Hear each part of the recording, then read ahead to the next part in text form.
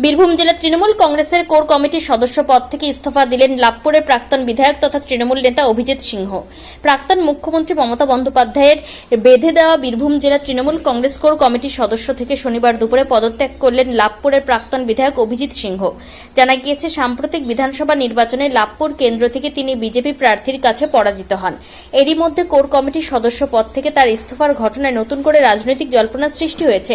তৃণমূল নেতা অভিজিৎ সিংহের দাবি, দীর্ঘদিন ধরে বীরভূম জেলায় কোর কমিটির কোনো বৈঠক সঠিকভাবে হচ্ছে না। পাশাপাশি সংগঠন নিয়ে কোনো ধরনের গঠনমূলক আলোচনা বা পরিকল্পনা গ্রহণ করা হচ্ছে না। সেই কারণেই তিনি সদস্য পদ থেকে সরে দাঁড়ানোর সিদ্ধান্ত।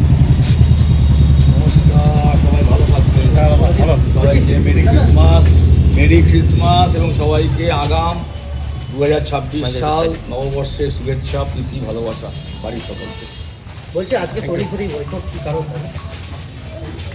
মিটিং দেখা হয়েছে কোর কমিটির, আলোচ্য সূচি আসে, মিটিং হয়ে যাওয়ার পরে আপনার অভিষেক বন্দ্যোপাধ্যায় আসছে, আসছেন এই খবর আপনাদের কাছে আছে, আমাদের কাছে না হবে না।